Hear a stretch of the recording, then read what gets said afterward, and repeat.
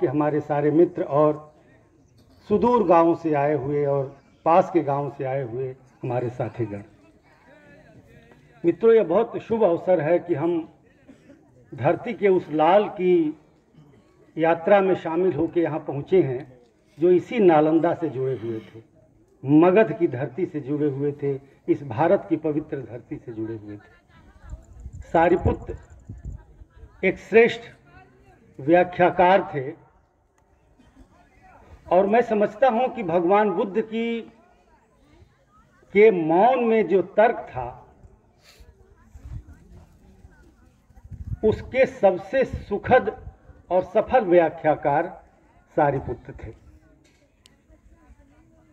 भगवान बुद्ध की वाणी में जो लालित्य था उसको मेटाफर रूपकार देने वाले अगर कोई व्यक्तित्व उत्पन्न हुए तो वो सारिपुत्र थे।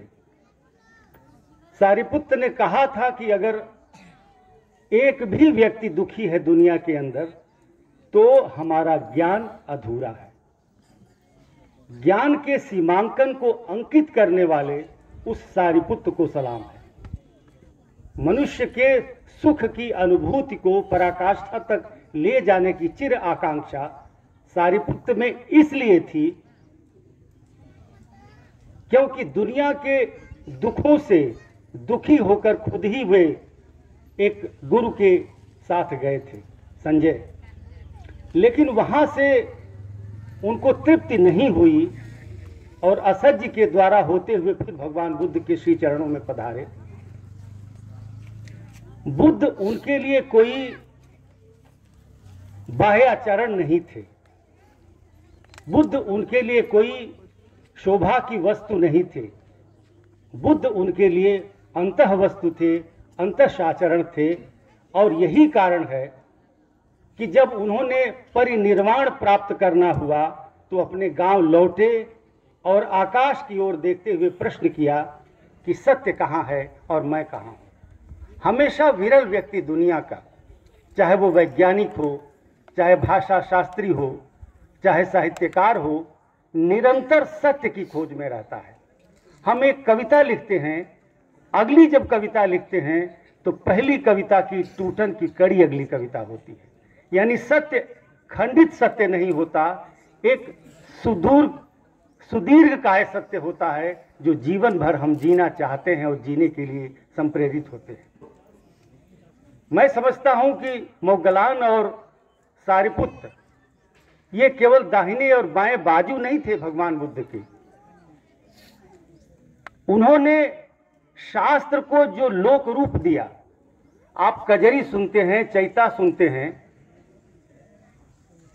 आप होरी सुनते हैं, धमार सुनते हैं। आप सब जानते हैं कि पंडित छन्नूलाल जी इसको शास्त्रीय भी गा सकते थे, उपशास्त्रीय भी गा सकते थे और लोक में भी गा सकते थे। मतलब कजरी के इतने रूप छन्नूलाल मिश्र बताते थे कि उसकी शास्त्रीयता की शिखर सीमाएं पहुंचती थी। लेकिन उसी को लोक में जब प्रस्तुत करते थे तो मिर्जापुर की कजरी अलग, बनारस की कजरी अलग, उनके गांव हरिहरपुर आजमगढ़ की कजरी अलग होती। इस रूपक से मैं ये बताना चाहता हूं दृष्टांत से कि जब धर्मों के सिद्धांत शास्त्र का रूप ग्रहण करते हैं तो उसको लोक रंजक बनाना, उसको लोकाचरण में पहुंचाना, उसको लोक सिद्धि तक पहुंचाना, कॉमन मैन तक लेके जाना। आखिर एक विनोबा भावे हुए न गांधी के, एक जयप्रकाश नारायण हुए न गांधी के। गांधी के निर्मित किए गए शास्त्र को, जो कि शिक्षा पर था, अछूत बिंदु पर था, भाषा के ऊपर था, गांधी ने जिस भाषा की सर्जना की, जिस तरह से हिंदी को वो लिखना चाहते थे, उसको पहुंचाने के लिए एक लोहिया था उनके पास, एक जयप्रकाश नारायण था उनके पास। तो हर युग में किसी सैद्धांतिकी को, किसी थियरी को जनता के बीच में लोक रूप में ले जाने का कार्य ऐसा आदमी नहीं कर सकता जो उस सिद्धांत की, भाषिकी के आधार को समझता ही ना हो। इसलिए सारिपुत्र ने यह माना कि धर्म बाह्याडंबर नहीं है, उन्होंने कहा कि जो बुद्ध हमारे भीतर प्रविष्ट हैं, जो संवेदनशील बनाते हैं, जो हमें मनुष्य बनाते हैं, उन्होंने बुद्ध धर्म को मनुष्यता का प्रतिरूप इसलिए माना क्योंकि बुद्धिज्म उस संवेदनशीलता की चरम पराकाष्ठा है जहां करुणा अपना कोमल रूप ग्रहण करती है।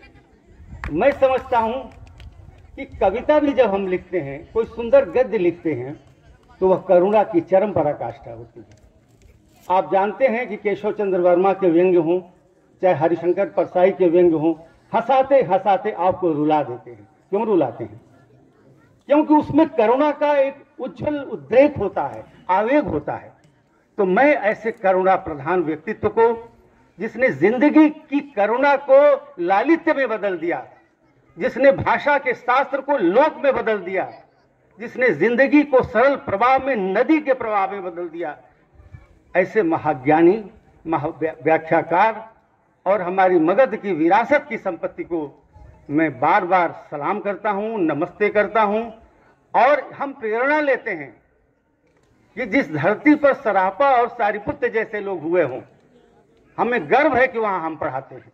इससे अधिक बात मैं क्या कह सकता हूं आपको। इन्हीं शब्दों के साथ बुद्धिज्म डिपार्टमेंट के डॉक्टर मुकेश वर्मा जी और डॉक्टर राणा साहब को मैं धन्यवाद देता हूं कि मंच पर हमें कुछ कहने के लिए आमंत्रित किया। मंच पर आसीन माननीय कुलपति और सभी प्राध्यापकों को मैं अत्यंत धन्यवाद के साथ अपनी बात को समाप्त करता हूं। नमस्कार।